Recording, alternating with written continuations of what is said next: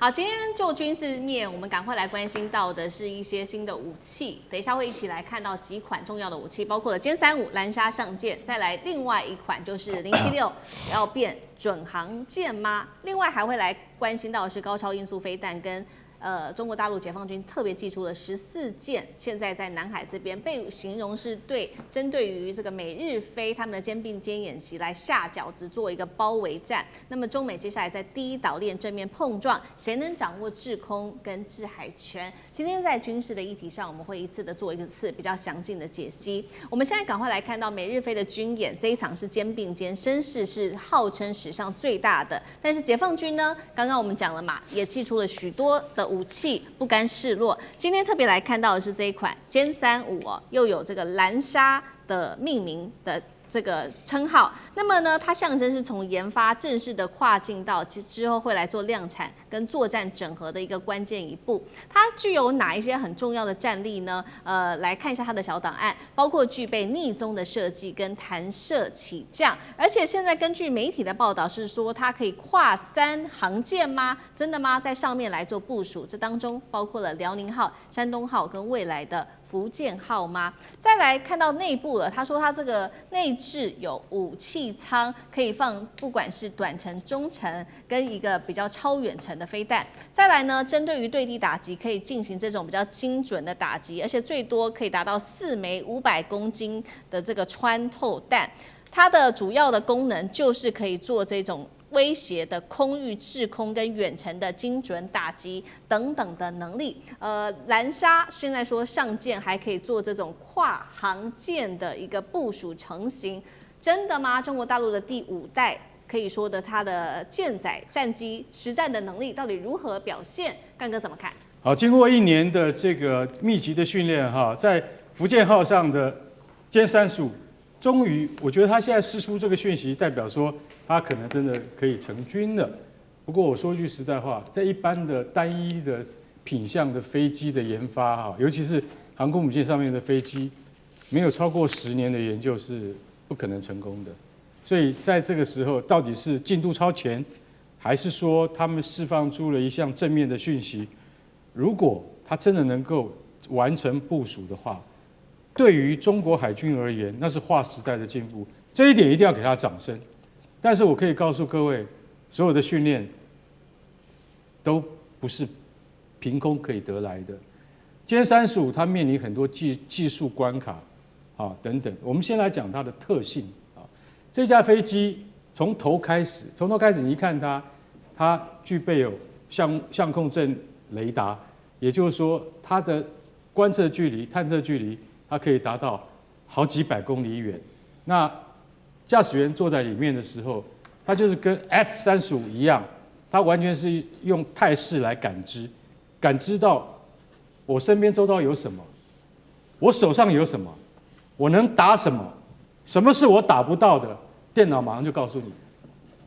它不再是像以前我们传统越战的那种 F-4幽灵式战机，或者是现在波斯湾战争的 F-15战斗机。上去了之后要跟僚机通讯说，我们现在的目标在哪里，如何，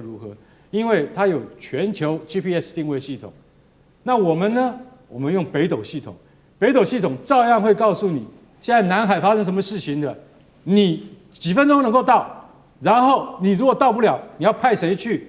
你要派我们的核子潜艇去吗？还是派我们在巴基斯坦的友邦或孟加拉友邦基地上面的海军的舰队过去？所以这个就是现代化战争，它的态势感知，用它的一体成型的头盔，马上就告诉你我有什么，我能够做什么。如果不行，我自己去打的话，我要面临的风险是什么？电脑马上就告诉你清清楚楚。再来，你从头开始看，就知道说这个飞行员已经不是那种，他有点像是黄金战士。他像黄金战士一样，他眼观四面，耳听八方，所有的讯息都在他的眼前，然后他的处理的能力，他的电脑都是超级电脑。现在 F-35或是歼35的电脑都属于超级电脑的层次了。再来呢，它降落在航舰上面的时候，它的这个机翼可以折起来，为什么？节省空间，让更多的飞机可以停进来。到了尾部，它有像这样子的逆中的引擎喷口，可以让它的尾焰，也就是火焰降到最低，减少红外线的那个讯激的散发。那翻过来看它肚子，你就可以看到它可能有什么霹雳10型短程飞弹，或者是霹雳15中程飞弹，甚至未来还有可能会配备霹雳21超远距离飞弹。在这些飞弹的加持之下，你就会发现说，它是一个不必跟你格斗，也就是说我不必跟你近身搏斗，但我就可以在战场上配备超级电脑，就可以控制整个战场。这就是第5代战机的作战观念。好，我们讲完了它的先进的程度，当然我们就回到现实面来讲，单一武器系统非常的先进，可是训练就是另外一回事了。知道为什么吗？因为现在就算它是成军，它的成熟期要8年，最少要8年才会成熟。美国任何一项系统都超过了8到10年才会成熟。现在蓝沙上舰了，然后就传出说有跨3航舰部署的概念。什么叫跨3航舰？跨3航舰就是我们现在有3艘，我们有辽宁号、山东号，还有福建号，这3艘我们可以3艘航舰都去。这观念是错的。为什么是错的？因为这是一架必须由电磁弹射升空的战斗机。如果今天它到了没有电磁弹射的前2艘，叫山东号跟福建号这2艘的时候，它的运作能力会大受打击。了解吗？就是说，你既然已经是配合的电磁弹射的系统的飞机，你就回不到那个原始的只能滑跳弹射，连蒸汽弹射都没有的系统。所以这个议题是假议题。我们现在放眼望去，是希望歼35蓝沙它真的能够完成解放军这个远大的目标跟那个它的使命，而不是去制造一个新的话题，说它可以部署到另外2艘的航舰上面去，那是错误的观念。那个讲这个话的人叫做军盲，根本不懂才会讲这种话，所以不可以再部署到更旧的航舰上面去，它只能到未来更新的，甚至核子动力航空母舰，才是它发挥它的能力的时候。所以大家要晓得说，将来它如果真的能够顺利的成军的话，它还有好一段的时间来历练。但是我觉得中国能够跨出这么一大步，真正成为美国在太平洋上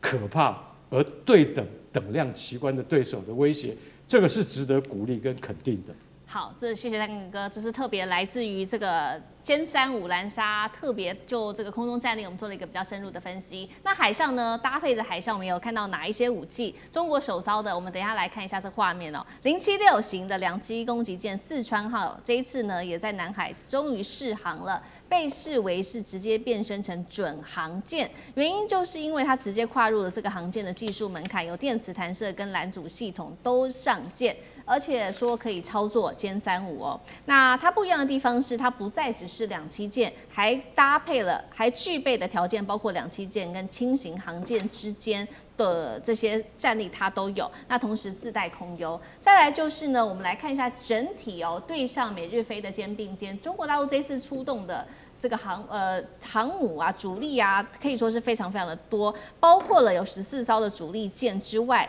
这当中包括辽宁舰、05大驱、05二 D， 还有2栖攻击舰、补给舰，总吨位是20万吨，被视为是根本就是包饺子式的，针对于美日菲的演习做围堵吗？那05这一次上面呢，还特别让它展示了试射它的YJ-20高超音速反舰飞弹，射程最高达到2000公里，速度5马赫哦。所以怎么看中国现在打造这种航舰体系的一个夺岛作战吗？这么大的一个体系，这个介大使怎么看？其实这一次事实上，这个所谓的肩并肩演习啊，17000人，这比去年多1000人啊。其实它是每年例行的。那我们中国大陆这一次这个做很大的动作哈，主要很多军事专家看法是借这个敌军的出现哈，在练兵，不是说要威吓或者说要进行作战的态势，其实最主要目的在做大兵团的这种哈大水域的这种联合作战，因为这个包括这个虽然没有陆军啊，可是海空，然后还有登陆陆战队。那而且是大兵团的，有包括航母，有包括05大区、054A、054D、052A， 对，然后潜舰，然后这些航母上面还有搭载，当然还有搭载这个舰载机，对，那这个是一个很复杂的一个作战体系。你如果说不集结这么部队的话，你可能很难实际去操演。那这种操演它一定有它的这个所谓的想定，也就是作战的科目。它要达成这种科目，就不是1、2艘军舰自己知道该怎么做的，是十几艘军舰，然后几十架飞机，在一起联合作战。那这个培养的什么？培养是指挥体系，那一些指挥的官员。对于这些船舰上的官兵来讲，反正我是看雷达的，我就很清楚我做什么。我是操作火炮操作的，我是飞弹操作，那你叫我按我就按。可是这么多军队在打的，这么多自己友军在打的时候，那个指挥官是谁？那个指挥的幕僚团是多少人？这个才是真正在演练的最重要的项目。因为中国大陆很多都是新成军的，说实话，你这去的，比如说四川号，对不对？076第一次亮相，怎么跟大家合作？对，你要把它放在一个作战体系上，你把这一艘船放进去要做什么？所以我觉得就变成就是说，这一次大家不要把这个动作看得太小，针对那些美国、日本菲律宾这些，我觉得它基本上就是发展一个中国的一个体系化的作战。那整个看起来中国海军这个现在以自己的战备，就是说自己的实力来讲，我觉得它目前大概有3个主要的大的一个这些功能也就是它的使命。第一个区域拒止，它要封锁哪个区域的时候，这些船舰通通可以发挥作用。那要把比如说日本东部的水面把它区域拒止，或者台湾东部水面的，或者南海就是说从关岛到台湾这个中间的水域，我把它区域拒止的话，它有这个能力，有这个能力，可是要演练。第二个是什么呢？夺岛作战。夺岛作战那不是只针对台湾我认为包括琉球的，甚至包括日本，这些要进行两栖作战，那更不要说菲律宾了。这么多这些夺岛作战，那你不演练一下你怎么行呢？是。再接上什么国土防卫？国土防卫就变成，如果中国大陆，比如说包括大陆认定的台湾在内，发生军事的问题的时候，有军事的变化的时候，那中国大陆这么多的军舰，它要能够进行防卫，所以我认为它是一个非常大的一个宏观的一个系统性的，而且是有这种战略而甚至战术战略目的的这样子的一个大兵团演练。所以呢，我觉得正好今天已经给他这个机会，要不然也不会找到一个正好的时机。然后你打仗的时候，你还要收集情报对，那正好呢，这些什么美军、日军都出来了，你就给我收集看看对不对？你那空警500，你平常讲空的，你给我收集点情报回来所以就是这样一个情况。好，宋志哥怎么看呢？相较于去年的肩并肩，其实中国大陆其实只派了几艘就是包括有电子征收的船。那么，但是我特别要注意的部分，我觉得真正要了解整个中国大陆的跟我们台湾的关系包括这些演练，我觉得还是去年年底的这个正义使命一般分析讨论不多，但是其实是很恐怖的。他们是每天有14艘不同的在这个演练，每天换来换去这样子，然后还有海警船，我们这次其实没有看到，见不见到海警船？然后它还有包括两栖征收有4艘固定在这个联合利剑，只差这个航空母舰了。所以在去年的部分年底当中，是陆海空包括两栖，然后所有连海警，这是一个大套餐，在整个正义使命的演习当中，还有渔船，在几百公里当中，几千艘渔船。所以我自己觉得，如果要看而且公认是真的是最大规模的也又因此说，如果对于台湾真正的威胁会能做到什么？其实当然没有全套餐，因为航空母舰没有出来，只剩航空母舰有没有出来了。但我们必须得说，你就会可以看到中国大陆在所有做的这一切呢是干嘛？就是说让你体会到这10几年来中国大陆军事方面新科技的整合真的是吓死人，甚至我认为赢过美国。第二个，体系化作战作为核心的设计是过去没有思路的。虽然过去美国也有跟俄罗斯有他们自己的这种陆海空的搭配的军事思路，可这个新的体系化作战，这2个到到目前为止，我们看到，包括这次去南海也是一样的。但是呢，这里头又是奠基于什么呢？中国大陆只有中国大陆隐隐赢过美国、俄国的它的制造业，特别包括军事的制造业当中，整个生产力你是没有办法匹配的。而且这里还有一个东西，我认为是赢的哦，是什么呢？是中国大陆现在从研究所、大学到包括机构，包括国资企业，包括去生产这些军事武器，包括民间继续来做。这个整个体系化的生产系统，从研发跟中国、跟美国现在当中还是几个大巨头，军工业的大巨头手上，他们当然很厉害，所以这是两个完全不同的体系。这些体系就让中国大陆现在生产出每一样的系统，陆海空都是。我个人认为，现在海军啊、导弹跟新型的无人机、雷射电磁炮，中国大陆应该已经赢了啦。包括，但是只是说国际间这些军事的这个评鉴是还是蛮吝啬的哦。但是我们看，他们现在针对的是所有你美国都有的陆海空的一切，日本你都有的一切，俄罗斯你都有一切，欧盟都有一切，全世界各军事强国拥有的一切，中国大陆全部都有。